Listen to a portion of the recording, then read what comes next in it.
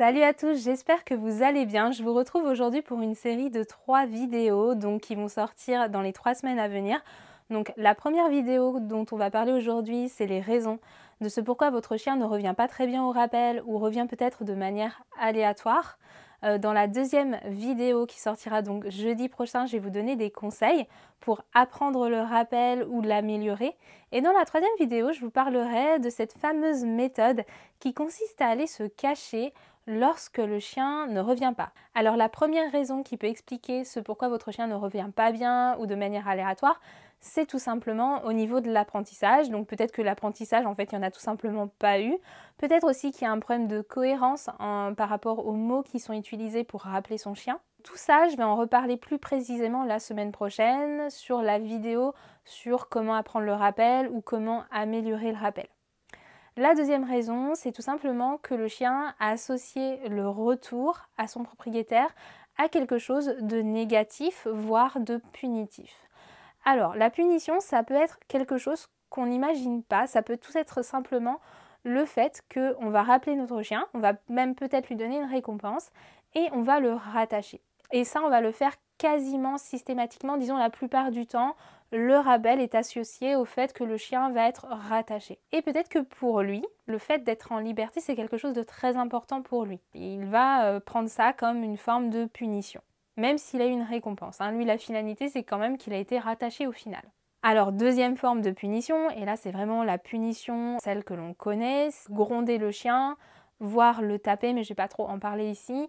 Mais gronder le chien, donc vocalement, lui crier dessus, lui dire que c'est pas bien parce que peut-être qu'il a mis 10 minutes à revenir et que ça nous a énormément énervé, ce que je peux comprendre. Lui, il retient vraiment la fin de la séquence. Il a un petit peu oublié tout ce qui s'était passé avant, il n'a pas fait le lien entre le fait qu'il a peut-être mis beaucoup de temps à revenir et que c'est pour ça qu'il est grondé. Non, lui, il ne fait pas du tout le lien, lui, il retient que le fait de revenir à son propriétaire n'est quelque chose de pas du tout positif. Le fait de lui crier dessus va avoir un impact psychologique, émotionnel qui peut être très important. Les chiens sont des animaux qui sont sensibles et qui sont donc sensibles à ce type de punition aussi. Il y a 2 scénarios qu'on voit très souvent et qui sont mal interprétés par l'humain.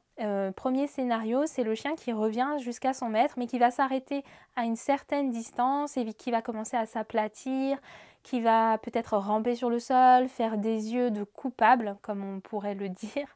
Et en fait, c'est pas du tout ce qui se passe dans la tête du chien. Le chien, en fait, il a une réaction par rapport à votre propre réaction. En fait, il voit que son propriétaire est en colère. Il le voit au niveau de votre gestuelle, peut-être au niveau de votre intonation. Il adopte ce comportement-là pour vous apaiser. En fait, il fait en sorte d'apaiser la situation. Donc les comportements qu'il a, ce sont des signaux d'apaisement qu'il faut écouter et répondre, parce que là, il y a vraiment une recherche de communication avec vous. Et il faut du coup l'apaiser, le rassurer, le féliciter, l'encourager à revenir et surtout pas le punir. Deuxième scénario, donc on est un petit peu sur le même type de choses, c'est le chien qui va pareil rester autour de son maître, donc il a de l'intérêt pour son maître, il le regarde, mais il ne va pas s'en approcher, il va commencer à courir, peut-être qu'il va faire des appels au jeu. C'est mal interprété, souvent on va dire que le chien il fait ça pour nous narguer, pour nous mettre encore plus en colère. C'est pas le cas, on est aussi sur de l'apaisement et peut-être aussi sur de la, même très certainement sur une décharge émotionnelle. Donc le chien, il sent que la situation est très tendue, qu'il y a beaucoup de stress, donc ça l'impacte, ça le stresse, et lui, il a besoin d'évacuer ce stress. Donc c'est une façon pour lui de l'évacuer. Conclusion, quand votre chien revient vers vous, même si vous avez mis beaucoup de temps à le récupérer, ne l'engueulez pas. Alors la troisième raison, cette fois-ci, c'est le chien qui peut-être va revenir de manière aléatoire. Des fois il revient pas, donc il a plutôt bien compris le concept du rappel, l'apprentissage a été plutôt bien fait, mais le fait de revenir n'est pas suffisamment intéressant pour lui. Il y a certainement des choses plus intéressantes dans l'environnement. Le rappel, c'est quelque chose de difficile pour le chien, parce que bien souvent on le met en pratique dans l'environnement extérieur, on le met en pratique en balade quand on en a besoin. C'est toujours quelque chose de compliqué, il doit lâcher peut-être un cogénère, un copain avec qui il est en train de jouer pour revenir vers son maître, peut-être qu'il doit revenir alors qu'il était en train de sentir une odeur. Donc il va falloir trouver une contrepartie pour lui et quelque chose qui l'intéresse vraiment. Donc ça va être toute la difficulté et ça va dépendre de chaque chien. Donc il y a des chiens qui vont par exemple aimer jouer, il y en a d'autres pour qui la nourriture sera très importante mais que la croquette ne sera pas suffisante et que du coup il faudra parfois utiliser des récompenses plus appétantes, ça peut être par exemple de la viande séchée. Autre conseil, si vous avez pris l'habitude de toujours rattacher votre chien lorsqu'il revient, faites en sorte de faire des faux rappels et de ne pas systématiquement le rattacher.